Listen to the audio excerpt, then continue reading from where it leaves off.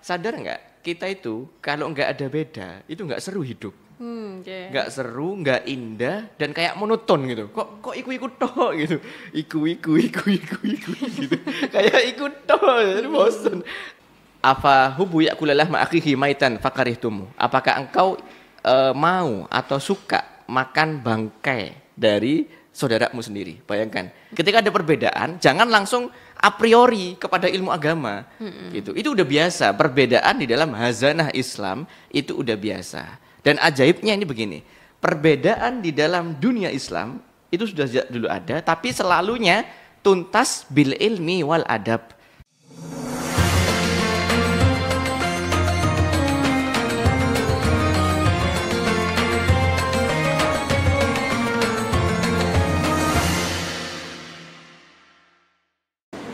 Assalamualaikum warahmatullahi wabarakatuh. Saya Ajeng Fatma, Sobat K. Kali ini pengen banget rasanya buat sharing-sharing bareng Sobat K terkait dengan kehidupan yang terjadi Sobat K. Karena memang dalam kehidupan kita banyak hal yang terjadi dan tentunya akan kita bahas dan juga kita kulik dalam dakwah milenial. Seperti yang kita tahu Sobat, bahwa tiap manusia ini juga memiliki pemikiran ya, dan bahkan pemikiran itu selalu berbeda. Tapi gak jarang juga Sobat K, bahwa tiap kali adanya perbedaan selalu menimbulkan banyaknya pertikaian Sobat. Nah, kita bakalan ngebahas terkait itu semuanya. Tentunya kita ditemani dengan Ustadz Hutri Sobat K, founder dari Majelis Gaul Indonesia. Assalamualaikum Ustadz. Waalaikumsalam warahmatullahi wabarakatuh. Kali ini sobat kita bareng Ustadz Hutri, kita bakalan ngebahas terkait dengan perbedaan. Ustadz, ini kan memang dalam akhir-akhir ini perbedaan itu selalu menjadi pembahasan yang nggak selesai-selesai Ustadz ya. Selalu menjadi pembahasan yang sangat ramai. Sebenarnya kalau ada perbedaan, kita sebagai umat muslim itu harusnya bagaimana sih Ustadz? Oke, baik. Bismillah, walhamdulillah, salatu wassalamu ala rasulillah, wa ala alihi wa ashabihi wa mawalah amma ba'du. Baik, Sobat K yang dirahmati oleh Allah Subhanahu wa Ta'ala.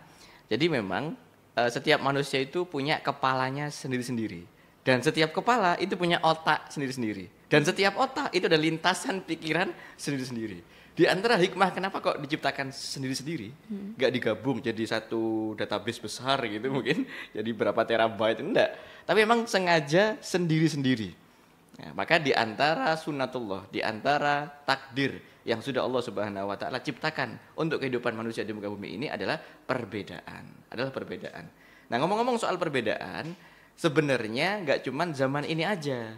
Cuman zaman ini tuh kayak yang kita semua jadi terlibat di dalam perbedaan itu. Cuman sudah sejak zaman dulu, bahkan sejak zaman Nabi Adam alaihissalam.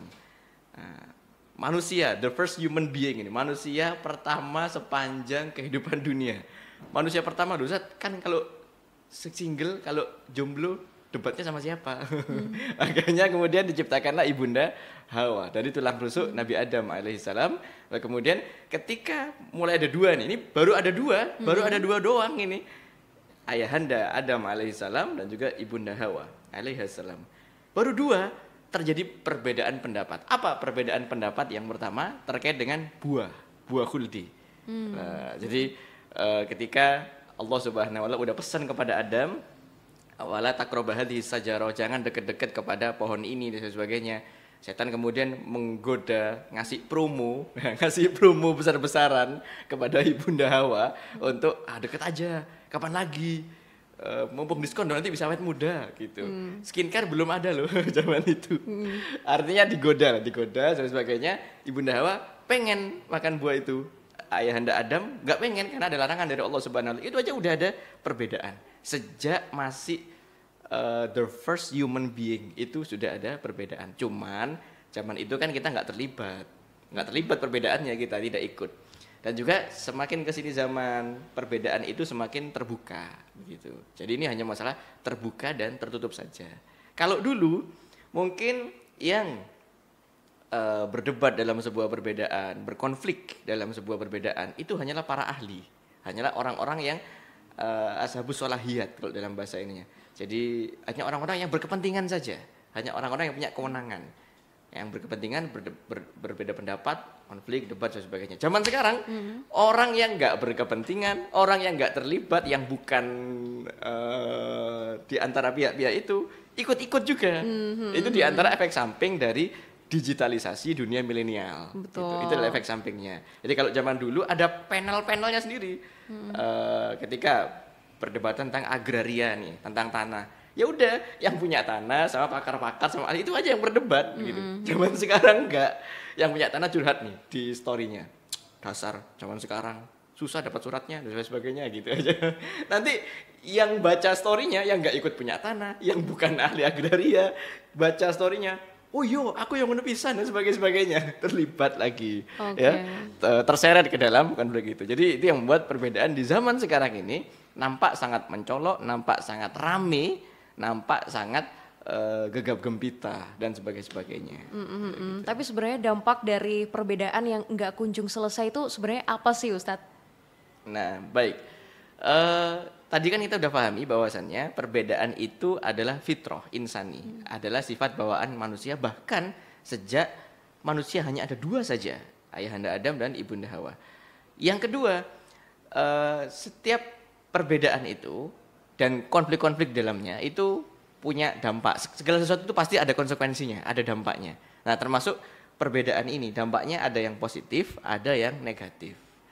Dampak positifnya apa? Sadar nggak? Kita itu kalau nggak ada beda, itu nggak seru hidup. Nggak seru, nggak indah, dan kayak monoton gitu. Kok ikut toh gitu. Iku gitu. Kayak ikut toh, jadi bosan. Ya, oke lah, itu nampak bagus, satu hal, misalkan satu program atau satu konsep atau satu mazhab dalam Islam, bagus. Tapi ketika itu saja berketerusan, udah pasti akan ada satu titik di mana manusia itu mengalami titik jenuh. Karena setiap kita itu punya gharizatul baqa, survival instinct. Masing-masing ingin survive, masing-masing punya pendapat, punya warna, punya ide, punya gagasan. Nah, ingin survive dengan gagasannya. Nah, maka terjadilah clash of civilization gitu, benturan peradaban. Nah, itu positif karena itu membuat warna-warni kehidupan makin indah. Nah, contoh, sebuah taman kota nih, RTH, ruang terbuka hijau. Warna hijau itu seger, bagus, indah, menawan. Tapi taman warna hijau kabeh, bunganya hijau, rumputnya hijau, cete hijau, semuanya hijau, gak ada putih-putihnya dikit gitu. Ya gak seru juga. Rasanya monoton ya, Ustadz. Iya, ya? Selalu ada warna bunga, rumput sudah hijau, bunga-bunga kuning, merah, catnya mungkin warna merah, warna putih, dan sebagainya. Justru itu yang buat jadi indah. Tapi ingat, dampak positif ini akan terjadi jika, ada catatannya, jika perbedaan itu dikelola dengan baik. How to manage them. Bagaimana cara mengelola mereka, perbedaan-perbedaan ini. Kalau nggak di-manage dengan baik, ya nanti jatuhnya ke dampak negatif. Jadi itu ya, yang pertama, perbedaan itu, efek positifnya dulu adalah membuat dunia ini, kehidupan ini makin seru dan makin indah. Yang kedua, sadar apa enggak? Ini kita juga refleksikan ke diri kita masing-masing nih, Sobat Ki ini. Saya yakin juga Sobat Ki ini rata-rata orang-orang yang penghuni dunia gaib ya, dunia non nyata, dunia maya maksudnya, dunia non nyata. Pasti Anda juga dikit-dikit atau sembunyi-sembunyi meskipun pakai akun second, itu ikut debat, ikut konflik atau ikut komen atau ikut ya julid-julid dikit lah gitu, terhadap teman, terhadap mantan, ada terhadap calon atau terhadap apalah, pasti ikut cawe-cawe dikit-dikit lah. Nah, yang kedua, sadari ini dampak positif nih. Perbedaan dan interaksi sepanjang perbedaan itu, kalau tataran konfliknya adalah ide dan gagasan, itu mencerdaskan. Jadi saya sering bilang tuh di mana tempat, bertengkar ide, bertengkar gagasan itu mencerdaskan. Tapi bertengkar fisik, nah itu bonyok. Itu bonyok. Bertengkar hati, baper, galau, gak enak lah. Bertengkar hati itu kayak curiga, terus sombong-sombongan, gengsi-gengsian, saling ngejudge, hina-hinaan, ngefitnah, ngegibah, itu nggak enak. Baper di hati bikin kecewa, bikin sedih. Bertengkar fisik, bonyok, berdarah-darah, dan sebagainya. Bertengkar pemikiran, bertengkar gagasan, yakin itu mencerdaskan. Gitu. Makanya kemudian saya suka banget nih men-challenge. Saya punya komunitas namanya Majelis Gaul. Teman-teman, Anda nggak usah takut kehilangan warna Anda sebelumnya. Jadi Anda mau dari kultur apa, mau dari manapun datang ke sini, silakan floorkan ide Anda. Nggak mungkin, saya udah pesan ke admin jangan pernah kick satupun anggota grup senyeleneh apapun pendapatnya. Lu Ustaz, tapi kalau salah Ustaz ini menyimpang, ini salah, aneh, sebagainya, luruskan. Nggak usah dikeluarkan, nggak usah di-kick, luruskan. Dengan itu, kita jadi tahu apa yang bergelayut atau apa yang bergelayut di dalam pikiran lawan bicara kita, atau bahasa ininya theoretical of mind ya, apa sesuatu yang berkecamuk di dalam pikiran, alam pikiran lawan bicara kita jadi tahu dengan adanya perbedaan itu. Kalau misal enggak gitu ya, wawasan kita cepat gitu-gitu, cepat gitu-gitu aja sudah. Nah, tapi dengan adanya perbedaan, terus kita berdialog, bermusyawarah, berdebat, tukar gagasan, bertengkar ide. Saya nggak sepakat ide Anda. Kenapa? Karena gini. Oh, ide Anda yang kurang bagus gini. Kita jadi tahu akan ada banyak hazanah intelektual yang berkembang, wawasan akan berkembang. Lagi-lagi ada kuncinya. Ini akan positif jika kita tahu how to manage them, bagaimana cara mengaturnya. Nah, sebaliknya, tadi kan dampak positif tuh. Betul. Perbedaan juga punya implikasi dampak yang negatif. Yaitu satu, kadang itu mempengaruhi soliditas atau kekompakan. Gitu ya. Itu mempengaruhi soliditas atau kekompakan. Jadi yang satunya ke kiri, yang satunya ke kanan. Tapi ingat, lagi-lagi dampak negatif ini terjadi jika kita doesn't know how to manage them. Kita nggak tahu bagaimana cara memanagenya. Jadi akan positif ketika kita tahu cara memanagenya, akan negatif ketika kita nggak tahu atau gagal memanagenya.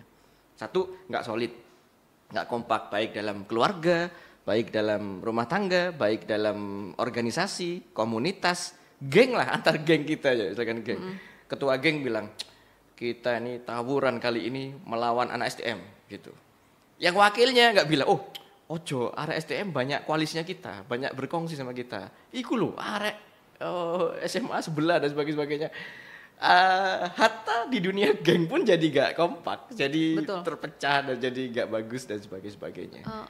Oke. Tapi Ustadz, tadi itu kan kalau ada pemikiran, perbedaan pendapat atau bahkan perbedaan ide itu kan mencerdaskan ya Ustadz, mencerdaskan. Tapi kalau kita bisa untuk mengolahnya, nah kemudian kalau kita nggak bisa mengolahnya, ini bisa memberikan dampak yang negatif Ustadz. Nah terkait dengan dampak negatif itu, apakah akan menimbulkan dosa besar Ustadz kalau perbedaan tersebut kemudian yang awalnya pemikiran aja yang itu mencerdaskan kemudian akhirnya baper, baper dan lain sebagainya, itu apakah jadinya dosa besar kalau berkepanjangan atau gimana? Overthinking ya, itu menarik banget. Kita akan kupas di segmen kedua tuh kayaknya tuh. Nah Sobat Kay, pembahasan lebih lanjut kita bakalan masuk ke dalam sesi selanjutnya. Tahu nggak Sob, di bulan Ramadan ini kita dianjurkan untuk makan lebih sedikit, tidur lebih sedikit, dan beribadah lebih banyak. Nah, makanya jangan lupa buat subscribe dan like video ini biar ibadah kamu lancar terus. Kembali dalam dakwah milenial bersama saya Ajeng Fatma Sobat Kay. Kalau tadi kita sudah membahas terkait dengan perbedaan pendapat ya, dan kita sudah menanyakan nih Sobat terkait dengan gimana sih kalau perbedaan pendapat itu yang awalnya pendapatnya atau bahkan ide dan juga gagasannya ini memang bagus ya, positif karena memang tukar gagasan itu mencerdaskan. Kalau itu positifnya Sobat Kay. Tapi kalau gagal dalam menerima tersebut Sobat, itu akhirnya akan merasa bahwa emosinya juga ikut-ikutan. Nah ini bakalan dibahas oleh Ustadz Hutri. Monggo Ustadz. Baik, jadi ini adalah bagian dari efek samping negatif dari banyaknya perbedaan dan atau orang-orang yang cawe-cawe kepada perbedaan. Betul. Jadi ikut terjun. Nah di antaranya apa? Overthinking. Membuat kita itu kayak kepikiran dan juga kepikirannya itu mikir jelek melulu kepada orang yang beda sama kita. Akhirnya kemudian memunculkan curiga, prasangka, bahkan kemudian lebih lanjut tajasus, mengulik-ngulik negatif-negatifnya. Jatuh lagi kepada ghibah, jatuh lagi kepada fitnah, jatuh lagi kepada waduh dan sebagainya. Makanya kemudian di dalam Al-Qur'an disebutkan oleh Allah Subhanahu wa taala, ya ayyuhalladzina amanu jtanibu katsiran minadh-dhon. Wahai orang-orang beriman, jauhilah sebagian besar dari kau punya prasangka. Nah, biar biasanya memang prasangka ini lebih rawan jatuhnya itu kepada orang yang beda sama kita. Kalau yang sama kan sekubu sih ya, segeng dan sebagainya. Tapi kalau yang beda sama kita, kecenderungannya itu kebanyakan dari kita munculnya prasangka. Ijtanibu, Katsiran minadh-dhon, jauhi sebagian besar dari prasangka. Jangan kau turuti sebagian besar dari prasangka. Dan ayat lanjutannya nyambung nih. Wala tajassasu, dan jangan kau memata-matai atau jangan kau kepo, cari-cari aib gitu. Maksudnya tajassus itu mata-mata emangnya, spying. Tapi ini dalam arti kehidupan sosial itu maksudnya kepo itu, kayak kepo. Betul. Jadi dia kok kayaknya perfect banget ya. Dia dipuji-puji sama banyak orang, nggak mungkin, dia pasti punya kekurangan. Nah, terus apa? Dia scroll cari apa kekurangannya ini? Apa kekurangannya? Itu tajassus tuh. Kepo untuk mencari kekurangan orang. Dan setelah itu apakah cukup? Enggak juga. Wala yaghtab-ba'dukum ba'dha. Jangan kau saling gibah antara satu dengan yang lainnya. Karena apa? Setelah tahu kekurangan, cuman tahu doang, nggak puas. Apa biasanya setelah tahu? Wah, gue udah nemu kartu trafnya dia nih. Menyebarkan ya Ustaz Ustaz ya? Menyebarkan. Ngomongin, gunjing, dan sebagainya. Akhirnya wala yaghtab-ba'dukum ba'dha. Udah jangan jauhi sebagian besar dari prasangka, jangan tajassus, dan jangan ghibah, jangan nyebar-nyebarin aibnya orang, jangan menggunjing, dan sebagainya. Bahkan di lanjutan ayatnya dikasih perumpamaan yang cukup sadis nih. Ini cukup sadis maknanya agar supaya kita itu berhati-hati ya. Yaitu afa hubu ya'kulalah ma'akhihi maitan fakarihtumu. Apakah engkau mau atau suka makan bangkai dari saudaramu sendiri? Bayangkan. Makan bangkai itu aja udah jijik. Saudara lagi, bangkai saudara sendiri, sama-sama Bani Adam. Nah, jadi aktivitas riba menggunjing berangkat dari prasangka yang karena beda pendapat tadi itu jatuhnya kepada dosa yang sedemikian ngeri gitu, kayak makan bangkai saudara sendiri. Apalagi di bulan Ramadan. Para a'immah, para imam-imam dalam Islam, imam mazhab itu ittifaq, bersepakat ya, dalam kitab Al-Mughni Ibnu Qudamah Al-Maqdisi dijelaskan bahwasannya di antara pembocor atau penghalang seseorang mendapat banyaknya pahala puasa itu adalah karena ghibah, itu adalah karena konflik ya, akibat beda pendapat, gagal kelola, gagal manage, terus konfliknya itu nggak produktif ya, saling ghibah, saling gunjing, saling rasan-rasan dan sebagainya, itu yang banyak bikin bocor tuh pahala-pahala kita. Itu penjelasan beliau dalam mensyarah hadis kamin so'imin laisalahu min siyamihi ilal ju' wal atos. Betapa banyak orang yang puasa tapi nggak mendapatkan apa-apa kecuali lapar dan haus aja. Lah disyarah, dijelaskan di situ, di antaranya adalah karena beda pendapat, baper, dendam, tajassus tadi, kepo cari kesalahannya, disebarin aibnya, dan sebagainya yang seperti itu. Ini menarik ini. Justru di akhir-akhir ini, Ustadz, ini sering banget kita jumpai beberapa perlombaan yang memperlombakan debat ini, Ustadz. Nah, ini yang debat biasa aja nih, Ustadz. Yeah. Tapi justru di belakang-belakangnya ini justru yang terjadi yang konflik. ikutan baper itu. Yeah. Nah, sebenarnya ini kan jadinya nanti istilahnya pertikaian yang struktural karena panjang banget, Ustadz, mau diselesaikan satu orang ini nggak bisa, Ustadz. Nah, ini Ki, apakah bisa disebut sebagai dosa besar atau bagaimana Ustadz? Yang pelaku utamanya berpelukan, bersalaman. Betul. Para followersnya jotos-jotosan gitu ya. Jadi gini, apakah itu masuk ke dalam dosa? Tentu secara normatif hendaknya tidak demikian. Hendaknya orang menjauhi sikap yang fanatik di dalam membela pendapatnya masing-masing sampai bertikai. Hendaknya demikian. Tapi itu secara normatif. Tapi secara realitas kita melihat memang setiap manusia ini pasti mengalami alaqatul jadaliyah. Setiap peradaban yang di dalamnya ada manusia yang jumlahnya banyak, apalagi kita Indonesia ratusan juta orang, itu pasti terjadi alaqatul jadaliyah bainan nas. Interaksi dialektis di antara manusia, pasti ada itu. Nah, ada like and dislike, ada pro dan kontra dan sebagainya. Nah, maka lagi-lagi kalau itu dimanage dengan benar, bil ilmi wal adab. Jadi definisi dengan benar itu bil ilmi wal adab. Setiap perbedaan itu diilmui dan dengan adab.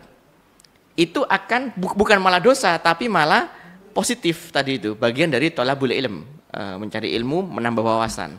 Tapi lagi-lagi kalau gagal kelola, gagal manage, kita jatuhnya baper, makanya kita kudu pinter-pinter nih. Pinter-pinter ngatur akal, pinter-pinter ngatur hati gitu. Nah, tipsnya begini teman-teman, tipsnya gini Sobat Ki. toh ini yang berkontestasi adalah orang-orang tertentu. Betul. Sudah ada timnya, sudah ada regulasinya dan sebagainya. Makanya tuh saya akhir-akhir ini sering muncul di FYP itu, baik TikTok maupun Instagram, jadilah pemilih, jangan pendukung apalagi buzzer gitu misalkan. Oke. Maksudnya gini, ya kita memang punya hak pilih gitu loh. Tapi kan sesuatu sudah ada konteksnya masing-masing gitu. Nah, jangan sampai kemudian karena kita berlebihan atau keterlaluan, milih ya milih aja, condong aja gitu. Tapi jangan jadi orang yang third claim. Pokok salah bener junjunganku, pokok salah bener jagoanku yang dan sebagainya. Nah, jadi tutup mata ya Ustadz iya, ya. Kalau sudah A ya sudah A saja betul, gitu. Apapun yang terjadi, whatever it takes. Betul. God peduli. Nah, maka ada satu hadis sebelumnya begini. Habibaka haunama asa ayakuna baghidaka yaumamma. Wa baghid baghidaka haunama asa ayakuna habibaka yaumamma. Kalau kau suka sama seseorang, ngefans atau cinta, suka lah sama seseorang, sewajarnya aja. Karena boleh jadi nanti ya ada 1 atau 2 isu tertentu, 1, 2 program atau 1, 2 kejadian, kita jadi gak suka gitu loh. Kan udah kadung fanatik bela ternyata aduh kok gak cocok sekarang kan, ya ibaratkan masa kita harus nelen ludah sendiri gitu. Betul. Maka cintailah orang yang kamu cintai, kamu silakan ngefans, kamu silakan cinta, kamu silakan suka, kamu silakan pro kepada seseorang silakan. Tapi sewajarnya saja.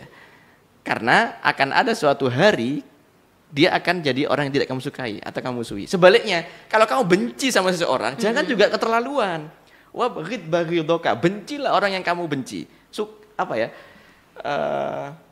Kalau kamu nggak respect pada seseorang, udah nggak respect aja gitu. Silahkan, ada hak untuk itu, namanya hati manusia kan. Betul. Tapi sewajarnya, jangan berlebihan, jangan menutup semua potensi. Wih, ini mesti neraka ya, apa beda mbek aku. Loh, itu jangan menutup pintu-pintu yang bukan milik kita pintunya, Betul. bukan kita yang punya pintunya. Jadi nggak suka aja gitu. Tapi gak usah berlebihan. Karena apa? Boleh jadi nanti di masa depan ada 1 atau 2 isu, 1 atau 2 peristiwa, 1 atau 2 program, loh kok kita cocok ya, loh kok kita kayaknya pro deh sama dia dan sebagainya. Loh wingi wis kadung ngiloi, wis kadung ngece, sudah kadung haters kebangetan, kok sekarang koalisi kan gitu, kok sekarang ini kan lucu gitu. Jadi biar nggak lucu, standar aja, normatif aja. Karena tiap orang itu selalu mengalami perubahan ya Ustadz. Betul. Oke Sobat K, sesaat lagi kita akan membahas perbedaan dalam agama Islam ya Sobat K, tentunya dalam dakwah milenial. Sebelum lanjut nonton video ini, Raffi ingetin lagi nih, jadikan video ini menjadi titik balik dalam hidupmu. Subscribe dan like video ini agar semua bisa dapat merasakan manfaatnya. Kembali dalam dakwah milenial bersama saya Ajeng Fatma, Sobat K, dan juga Ustadz Putri, founder dari Majelis Kaul Indonesia Sobat. Nah, kita mau bahas lagi terkait dengan perbedaan Sobat K. Kali ini kita bakalan mengulik lebih dalam terkait dengan perbedaan dalam agama. Ustadz, kita melihat bahwa dalam Indonesia ini juga banyak banget perbedaan, nggak cuma pemikiran aja, bahkan urusan dunia, agama. Urusan dunia, betul. perbedaan banyak. Bahkan dalam urusan agama ini juga banyak banget perbedaannya. Gimana caranya buat biar kita bisa santai aja gitu, Iya, Ustaz? betul. Dan juga gini, ada fenomena unik nih yang kita lihat, kita capture nih. Yaitu gini, anak-anak muda, milenial sama Gen Z, wis jujur wae wis rek. Awak mereka suwi gak ngaji ya enggak? Maksudnya wis suwi wis gak ngaji suwi. Mari ngono. Tiba-tiba apalagi masuk bulan Ramadan, rindu kan. Suasana religiusitas kan meningkat gitu. Rindu pengen ngaji, pengen memperdalam agama dan sebagainya. Ikutlah kajian. Lihatlah video-video kajian Islam di YouTube dan sebagainya. Dari yang basicnya blank, tiba-tiba dengarkan kajian, yang satu musik haram, yang musik nggak haram, yang satu puasa tanggal sekian, yang satu tanggal sekian, itu tambah stres, tambah, ya opo gitu, kok tambah bingung, karena basic kita blank, Iya benar. karena basic kita ngeblank. Nah sehingga apa kemudian ketika kita melihat perbedaan di dalam Islam, saya melihat fenomena sebagian teman-teman milenial dan Gen Z itu jadi akhirnya insecure dan a priori gitu. Kok aku ngaji tambah ngeluh ya? Maksudnya kok aku ngono kajian tambah ngeluh. Wes gak usah ya sekalian wes ngono. Aku akan menjalani apapun yang aku tahu. Salat sak ngertiku ngono wis ngono tok ngono. Lho sing karo ya mbok gak ngerti wis aku males dah cari tahu lagi. Aku jadi males memperdalam agama dan sebagainya. Ini tentu juga jadi satu muhasabah korektif yang positif tentunya ya untuk para dai agar kemudian lebih paham, lebih memahami bagaimana kondisi psikologis mad'u, objek dakwah yang sedang digarap. Nah, yang mad'u, yang objek dakwah, ya teman-teman kita semua nih, sobat kids sekalian, milenial dan Gen Z, ya kita pun juga harus belajar memahami Islam lebih dalam tanpa tendensi gitu. Maksudnya bisa kok sambil lalu dengan niatan yang ikhlas, dengan minta petunjuk doa dari Allah Subhanahu wa taala, dalemi dikit-dikit. Ketika ada perbedaan, jangan langsung a priori kepada ilmu agama. Gitu. Itu udah biasa. Perbedaan di dalam hazanah Islam itu udah biasa. Dan ajaibnya ini begini. Perbedaan di dalam dunia Islam itu sudah dulu ada, tapi selalunya tuntas bil ilmi wal adab. Selalu tuntas dengan ilmu dan dengan adab. Tidak dengan lempar-lempar kursi misalkan, tidak dengan bakar-bakar ban atau apa dan sebagainya. Tuntas di situ gitu, bil ilmi wal adab. Lagi-lagi loh, Ustaz, kan Islam agama yang satu, kitab sucinya satu, nabinya satu dan sebagainya. Iya, kitab sucinya satu, Al-Qur'anul Karim, dan juga yang jadi rujukan ya Al-Qur'an dan juga sunnah. Nah, atau hadis. Kemudian Rasulnya juga satu. Betul. Kenapa sih kok ada banyak mazhab-mazhab yang beda-beda, yang bilang ini boleh, ini nggak boleh, dan sebagainya. Kan kita jadi pusing dan sebagainya. Nah, kita nggak boleh a priori. Pelajari itu pelan-pelan, dikit-dikit, amalkan yang sreg dan nyaman buat Anda. Dan menurut Anda kayaknya ini rojih nih, kayaknya ini kuat nih, dan sebagainya. Ini untuk mad'u gitu ya. Nah, perbedaan pendapat di sepanjang sejarah dunia Islam selalunya itu tuntas di meja diskusi, itu enaknya. Contoh nih kalau di masyarakat kita nih ya, itu kan lazim ya ada bahsul masail ya. Masail itu jamak dari kata masalah. Jadi masalah-masalah dibahas dalam bahsul masail. Selalu ada pro kontra. Supaya apa? Untuk menambah perspektif dan buka kitab. Dalilnya masing-masing itu ada. Makanya kenapa kok terjadi perbedaan pendapat meskipun Quran dan sunnahnya sama? Karena perbedaan pendapat itu terjadi pada istidlal. Cara orang yang diikuti atau imam mazhab dalam mengambil dalil. Contoh nih, jangan kan gitu, kita bikin make it simple ya, make it simple. Kita mendapat satu informasi. Contoh aja, informasi simple aja. Ketua kelas mengundurkan diri. Gitu. Nah, satu informasi nyampe kepada Mbak Ajeng, satu informasi nyampe kepada saya. Informasi awalnya ketua kelas mengundurkan diri. Tapi kemudian dalam benak saya cara mengambil kesimpulannya itu belum tentu sama dengan dengan yang dikeluarkan jenengan. Jadi menurut saya mundurkan diri, paling mau kan acara mbak aku, ono pelantikan. Berarti dia pulang. Tafsiran saya dia undur diri, dia pulang. Tafsir saya dia pulang dari ruangan, izin dulu selesai gitu. Tapi mungkin yang nggak ikut acaranya bareng ketua kelas dengan Bajeng mikir, wah mundurkan diri nih, betul ada penggantinya nih, wakil ketua kelas naik nih dan sebagainya. Istidlal, cara mengambil dalilnya sama, tapi cara logika mujtahid, orang yang beristihad dalam mengambil informasi dari dalil itu yang niscaya adanya perbedaan. Makanya kemudian para ulama itu ngasih warisan kepada itu. Di tangan ulama itu semua selesai. Bil ilmi wal adab, dengan ilmu dan dengan adab. Nah, kita diwariskan satu hal begini. Dalam menghadapi perbedaan pendapat dalam dunia Islam nih, dalam azanah keagamaan, dalam azanah keislaman, biar enggak bingung juga kita. Nata'awan fima tafakna wa nata'adzar fima talafna. Jadi kita itu saling ta'awun dalam hal-hal yang saling support, saling kerja bareng, kompak dalam hal-hal yang memang kita sepakati. Sambil lalu di saat yang sama wa nata'adzar, kita bertenggang rasa, saling pengertian lah, saling respect kepada hal-hal yang tidak kita sepakati. Dengan begitu proyek-proyek dalam hal ibadah, dalam hal agama, dalam hal kerohanian jalan terus, tapi perbedaan tetap lestari. Contohnya apa ya? Contoh konkret biar gampang. Sholat subuh berjamaah di masjid. Hukumnya apa? Semuanya ittifaq. Sholat subuh berjamaah di masjid itu bagus, hukumnya sunnah, muakkadah. Bagus. Gak ada satupun pendapat yang mengatakan sholat sunnah berjamaah di masjid itu jelek. Itu gak ada. Oke, nah ta'awun. Kalau gitu kita saling ta'awun. Baik NU maupun Muhammadiyah maupun kelompok apapun, kita bergotong royong bikin program sholat subuh berjamaah. Gitu. Tapi kemudian di saat yang sama, loh kok ada beda nih di antara kita ini. Situ kunut, situ gak kunut ini. Betul. Wa nata'adzar. Ya udah kita bertoleransi, bertenggang rasa dalam hal-hal yang memang kita beda. Tapi program sholat zuhur berjamaah kan sama kan? Betul, sama-sama baik. Sama-sama juga. bagusnya. Betul. Nah, dalam hal-hal yang podo, yang sama, kita saling support. Perbedaannya kita saling toleran. Oke. Gitu. Nah, ta'awan fima tafakna wa nata'adzar fima talafna. Gitu enak. Betul. Gak baper, gak tuh debatnya dan sebagainya gitu. Karena memang perbedaan apalagi dalam Islam itu sebenarnya banyak banget, tapi kalau kita mendalami Sobat K akan lebih enak juga ya. Betul. Ustadz. Tapi Ustadz kalau itu kan dalam sesama agama Islam, tapi kalau dalam agama lain Ustadz, kita kan memang dianjurkan untuk toleransi. Yeah. Nah, tapi kita juga punya misi tertentu untuk menyebarkan agama Islam. Nah, itu bagaimana caranya Ustadz? Benar. Itu gimana caranya Ustadz?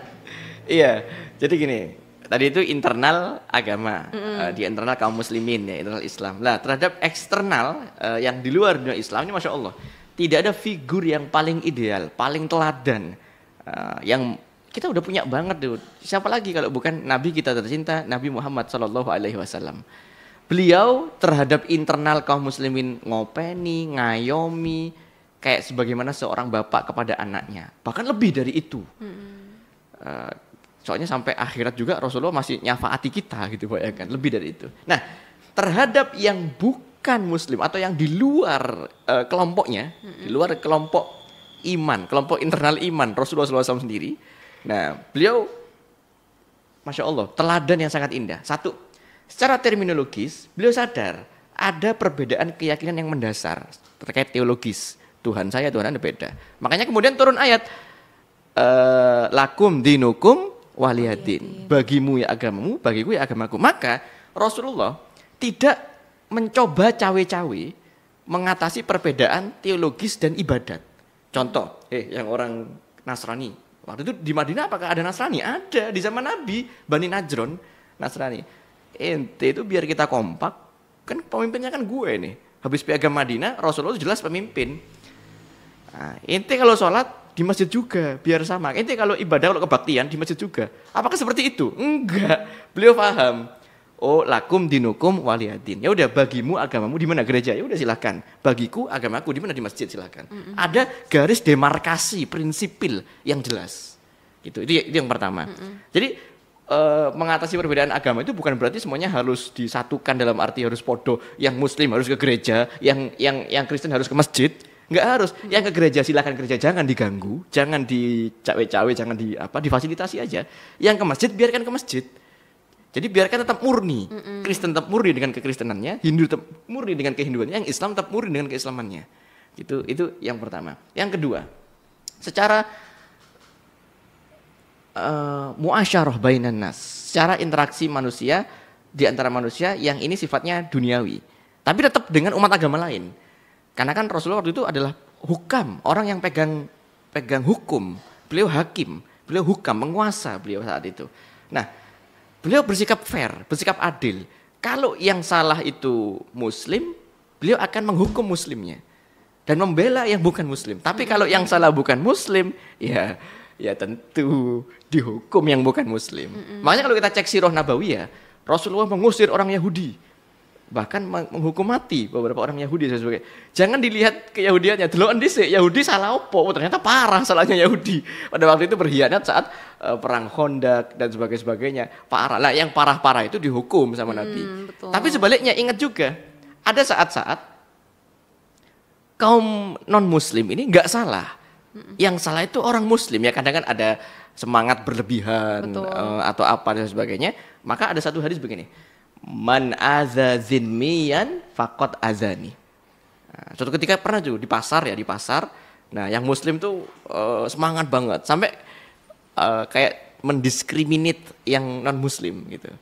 Nah, sampai nggak nyaman. Nah, yang muslim laporlah kepada Nabi Muhammad. Apa jawaban Nabi Muhammad? Man aza zinmiyan faqad azani. Barang siapa yang menyakiti ahlu zimmah. Ahlu zimmah itu ya orang-orang non muslim yang ada dalam manajemen Rasulullah, yang sudah baiat piagam Madinah kepada Rasulullah. Artinya orang non muslim yang patuh tunduk pada kepemimpinan Rasulullah. Nah, menyakiti mereka, menyakiti orang non muslim zimni, sama dengan menyakiti aku. Coba bayangkan. Oh, para sahabat kan, waduh, gak tega rek nyakiti Rasul. Beliau memasang dirinya, pasang badan. Coba bayangkan.